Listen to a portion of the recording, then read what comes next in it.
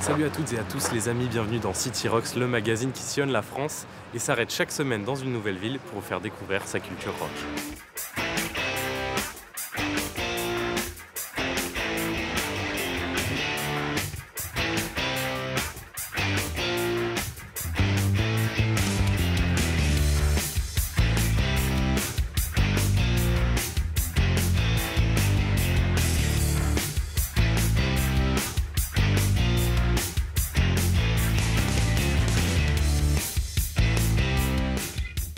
Cette semaine, c'est Montpellier qui est sous le feu des projecteurs. Allez, c'est place Pétrarque que nous commençons notre périple. Je suis devant le comptoir du disque, là où tous les puristes de musique viennent faire leurs achats.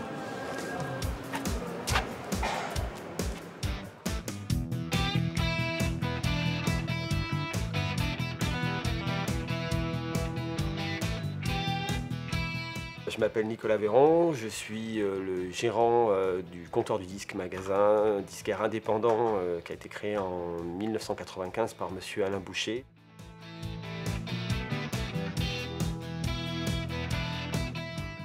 Nous sommes un magasin spécialisé plutôt dans le vinyle. Nous avons quand même tout type de disques, tout style de musique, quel qu'il soit, c'est-à-dire on part de la techno jusqu'au classique.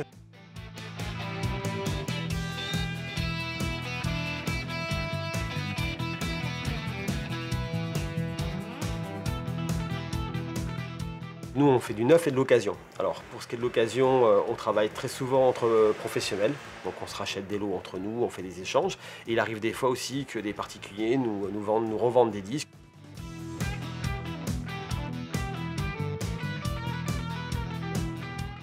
Comme en ce moment, il y a un renouveau du vinyle et que nous, on est quand même très spécialistes au niveau du vinyle, on travaille maintenant plus ou moins avec le monde entier.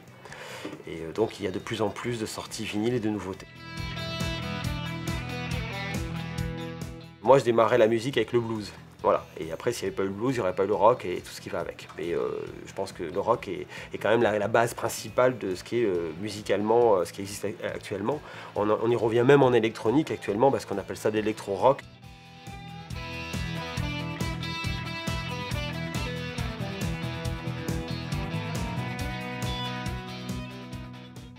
Depuis quelques temps, il y a pas mal de groupes qui se sont créés. Et ça fait un moment que Montpellier, c'était un petit peu tranquille. Et maintenant, on commence à avoir une belle scène rock avec des artistes qui commencent à être reconnus, on va dire, au moins au niveau hexagonal et même maintenant européen. Donc on a eu des groupes comme Marvin, bon après on avait des groupes phares, style les Rhinocéros, OTH dans les années 80-90. Et on commence à y avoir pas mal de trucs rock. Ça reste quand même des groupes qui sont très spécialisés. C'est du Stone Age, c'est du punk, c'est quand même des styles musicaux qui sont assez larges. Mais on retrouve actuellement aussi pas mal de groupes qui sont sur d'autres styles musicaux, style le funk, le hip-hop. Donc là, on a 7 Match par exemple, qui est le groupe qui, à mon avis, est un peu le groupe phare montpelliérain actuel.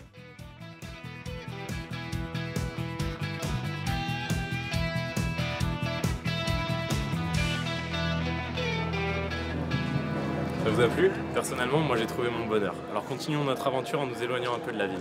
Nous sommes à Saint-Georges-d'Orc et ici, Hugo Mermet, luthier spécialisé en guitare électrique et basse, a accepté de nous ouvrir les portes de son atelier. Je suis Hugo Mermet, je suis artisan luthier. Je fabrique donc des guitares électriques sur mesure et des instruments de série. Du coup, ça fait un petit peu une double étiquette. Ça permet aux gens de soit me commander des instruments fabriqués sur mesure, rien que pour eux, ou aussi d'avoir la possibilité d'acheter des instruments que j'ai designés et que j'ai construits ici en atelier. Donc moi, je travaille dans mon entreprise, donc à mon nom depuis 2009 maintenant.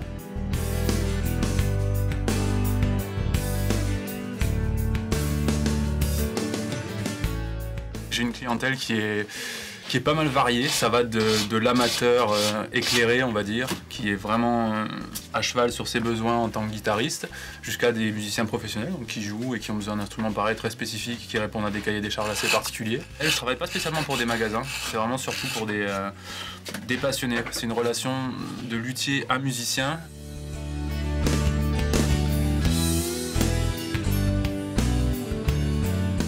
J'ai des clients qui tournent pas mal, que ce soit dans l'Europe ou dans le monde, donc du coup qui mettent mes instruments dans des rythmes et dans des situations qui sont intéressants pour moi, parce que ça permet d'apporter des contraintes particulières au final un instrument qui est fait en bois et qui est fait dans des matières qui sont globalement plutôt fragiles.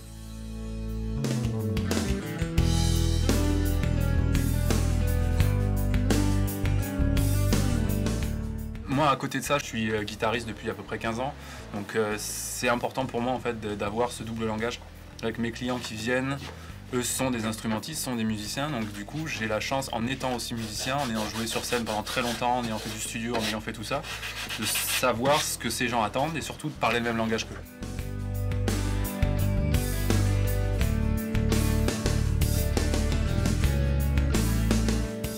Moi, mon rapport au rock, il fait que oui, c'est quelque chose qui est constant, je pense. Parce que déjà, les clients avec lesquels je travaille, c'est globalement une clientèle qu'on va axer rock, pour pas dire métal pour beaucoup. Donc je saurais même pas le dissocier de mon activité en fait. Je conçois des instruments globalement de rock, en gros. Même si on les tire un petit peu, que ça va des fois de la pop rock jusqu'au métal très extrême.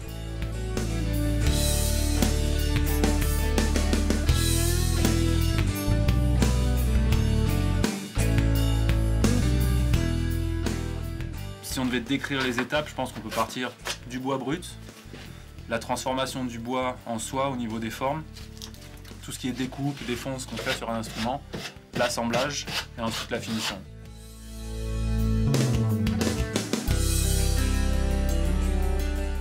Aujourd'hui, mon délai à moi, quand on me commande une guitare aujourd'hui, on l'a 9 mois plus tard.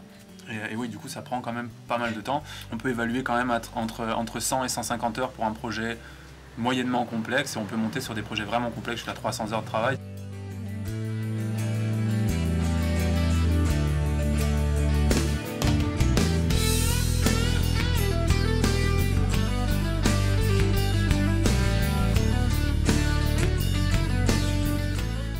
Magnifique, n'est-ce pas? Alors on retourne dans le centre-ville. Nous voici devant le Rockstore, salle emblématique de la ville avec sa célèbre Cadillac en guise de Porsche. Ici sont venus jouer des phénomènes du rock tels que The Cure et Metallica. Je m'appelle Antoine, je suis gérant et responsable de la programmation au Rockstore à Montpellier. Donc on s'occupe de programmer, d'organiser, de produire des soirées, des concerts. Le Rockstore existe depuis 1986.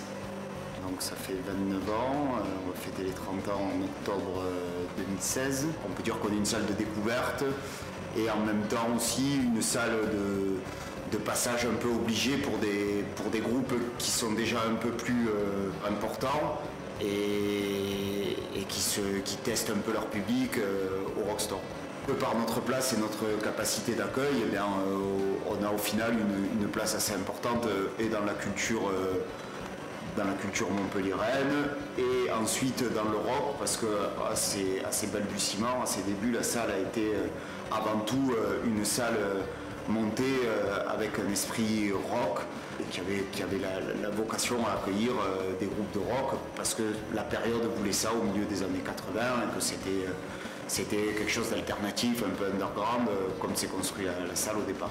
Le tremplin Duel Rock, c'est un tremplin qui existe depuis une quinzaine d'années et qui tous les ans rassemble 32, 36 groupes. Ça a même été plus, je crois que ça avait monté jusqu'à 62 groupes.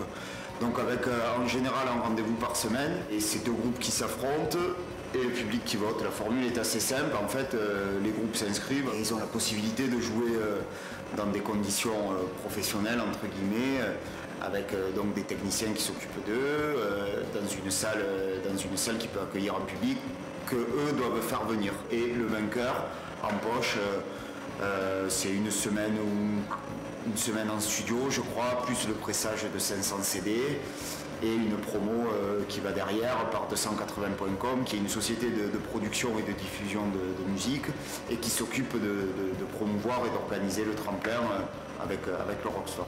Cette semaine, on est aux demi-finales, donc il reste 4 groupes. Au mois d'octobre, il y aura la finale de groupe. Et c'est là souvent où il y a le plus d'intérêt, où il y a les plus beaux duels, parce que les groupes, ils sont suivis et il y a beaucoup de gens qui viennent les voir. Et on parle d'eux, puisque c'est relayé dans les médias, Midi Libre, la Gazette.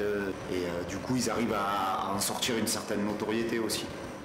Voilà, c'est tout pour cette fois. J'espère que ça vous a plu. En attendant, je taille la route et je vous retrouve la semaine prochaine à Lyon.